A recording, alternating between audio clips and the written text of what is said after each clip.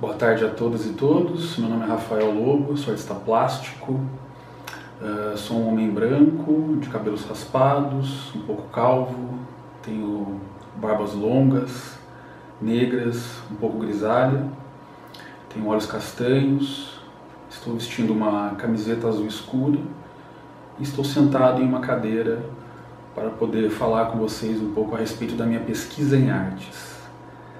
Pesquisa essa que está implicada com a produção artística, dado que a pesquisa em artes ela é uma pesquisa que se desenvolve a partir de um trabalho, de uma produção em artes plásticas. Produção essa que é essencialmente em pintura e que foi iniciada por volta do ano de 2016, quando eu estava concluindo a minha graduação no curso de artes visuais. Na época, os professores e orientadores que acompanhavam a minha produção classificaram as figuras que eu produzia na época de grotescas. Eu achei a palavra interessante, um termo muito forte, não conhecia o significado do termo e questionei a minha orientadora na época sobre o que significava tal palavra. E ela, como uma boa professora, pediu para que eu fosse pesquisar. E durante a pesquisa, algumas questões que surgiram na pesquisa teórica contribuíram muito para o desenvolvimento do texto que foi acompanhando a minha produção artística ao longo dos anos. Bom, o grotesco ele deriva de uma palavra italiana que é grota, que quer dizer gruta, pequena caverna, sepultura. É um termo que designa diferentes tipos de sítios subterrâneos. Ela foi cunhada no século XV e serviu para classificar uma série de imagens que foram descobertas, soterradas em algumas ruínas que teriam pertencido a um antigo palácio romano chamado Domus Aurea, ou a Casa Dourada, que teria sido construída pelo imperador Nero no século II d.C. O que foi encontrado nessas ruínas foram algumas pinturas a fresco e algumas esculturas que traziam em suas representações formas corporais híbridas, misturas entre corpos humanos e formas animais e vegetais. Essas figuras que foram classificadas de grotescas traziam em suas formulações imagens muito impactantes para aquele período, que serviram de influência ou mesmo de referência para o trabalho de grandes artistas do Renascimento, como é o caso de Rafael Sanzio, que fez algumas visitas ao local das escavações para conhecer aquilo que tinha sido descoberto e acabou levando um pouco dessa influência das formas voluptuosas, sinuosas que foram encontradas ali do grotesco para a sua própria arte. Mas eu também percebi um certo anacronismo desse fenômeno estético na história da arte e da cultura.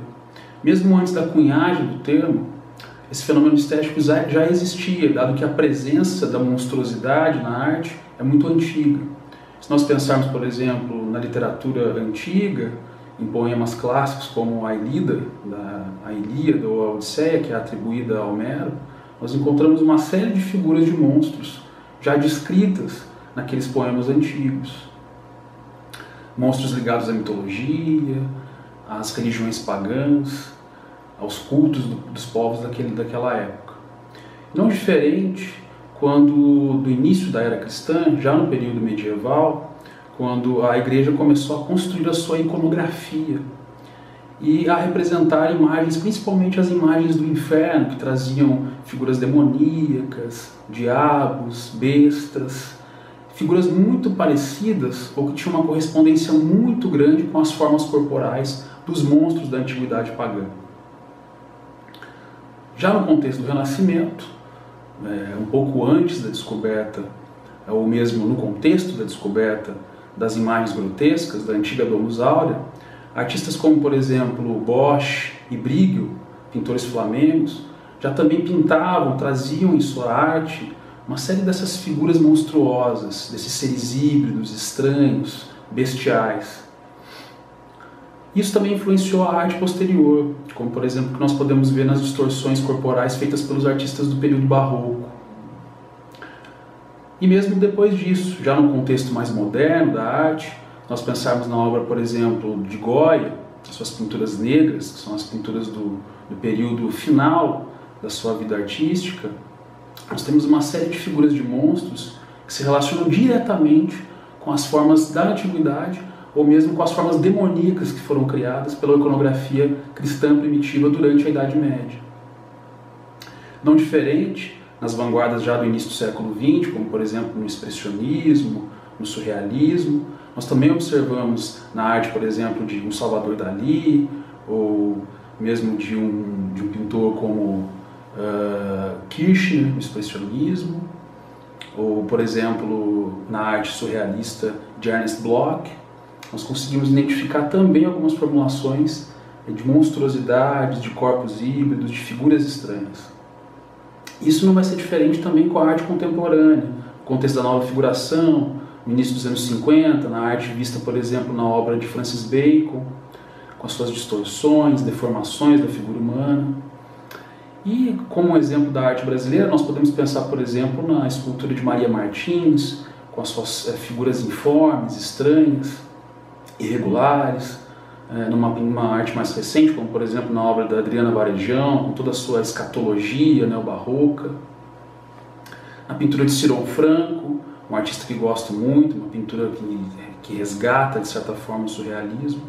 Em todos esses exemplos nós conseguimos identificar uma espécie de revisitação ou de reformulação da noção de grotesco. Ou seja, esses termos estranho, aberrante, esquisito, feio, irregular, são termos que vão, de certa forma, atualizar a noção de grotesco no contexto da modernidade artística. Em termos conceituais, se nós pensarmos, por exemplo, no conceito ou na noção de estranho, como fora pensada na teoria psicanalítica de Freud, ou mesmo na noção de informe em Bataille, a abjeção em Kristeva, são termos que, de certa maneira, vão dialogar, vão trazer características em suas conceituações, em suas significações, características muito próximas daquelas que o termo, o vocábulo grotesco, também significou em sua época. Bom, e o grotesco ele também tem gêneros e espécies, modos de se expressar. Como gêneros do grotesco, nós podemos pensar no atuado ou no representado.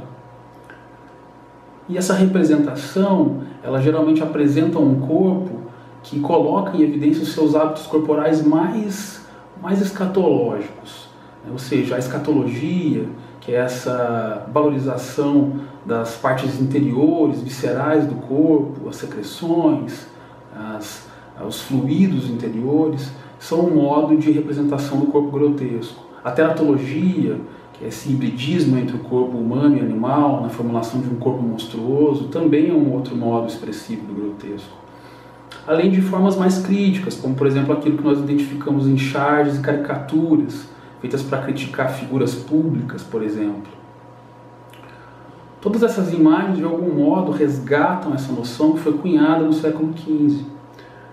E o grotesco ele não deixou de ser importante em termos estéticos para essas novas formulações figurativas e também, de certo modo, antifigurativas da arte moderna e contemporânea.